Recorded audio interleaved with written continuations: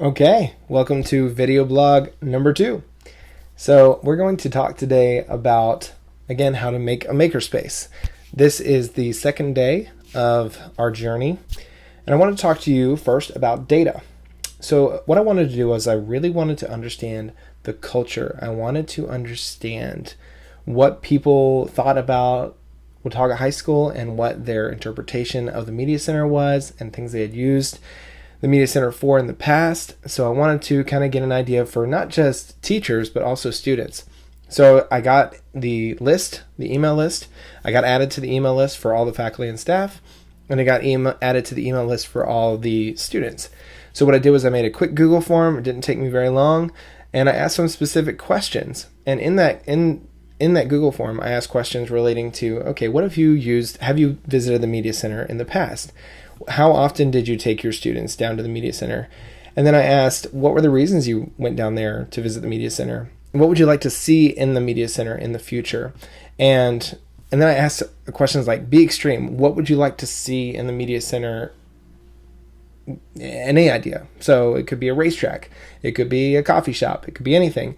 But what would you imagine being in the Media Center if it could be any idea possible? And I'm really looking forward to the feedback and what people are going to say. So that's number one. Number two is the idea of communication. And what I did was I started sharing Google Docs with people.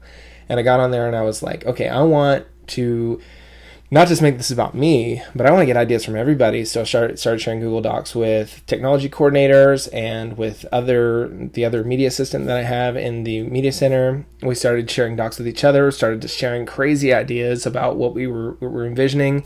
And just, it's never too early to begin to start to develop your ideas about what you want to do. And you definitely want to keep, and I think I talked about this before, keep your, document things, keep your ideas written down somewhere where you can go back and look at them and say, hey, this is a great idea. We should think about that. So I automatically started doing that, started just communicating with people. And then I wanted to look at organization. So what I wanted to do was begin to start organizing things a little bit, try and see, okay, what is in the room that can be organized slightly. And I wanted to keep myself self-organized. So what I did was I made sure that the printer was too close to where I was wanting to locate and kind of have the base of command, as I like to call it. So I wanted to kind of shift the printer down, but I needed a longer cable in order to move the printer. So I did that, and I wanted to make sure I had, all the connections to the printers. And as I talked in my last video, I want to make sure that all these, smaller tasks that could really eat up a lot of time later, I want to make sure I got those things out of the way, so that laying down that groundwork, as we mentioned in the last video. So the big things: collect as much data as possible and continue collecting data. It's never too early or too late to collect data. It could be too late, I guess. You don't want to try and, collect data when you want to try and do something, because you want to have that information there ahead of time. So collect as much data as you can, and then communicate with everybody. Have just crazy amounts of communication. So I really wanted to start developing a Twitter page for the high school, because they don't have a Twitter page.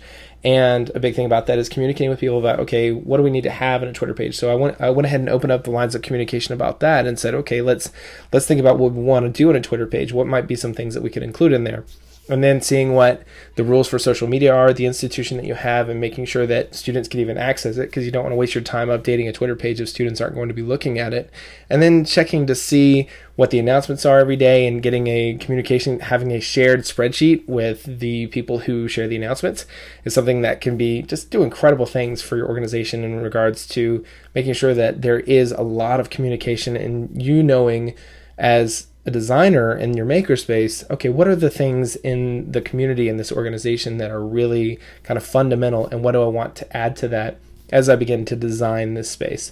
So keep yourself organized, get yourself ready, because you're going to be working hard, and you don't want to deal with those medial tasks of losing things. You want to make sure you know where everything is.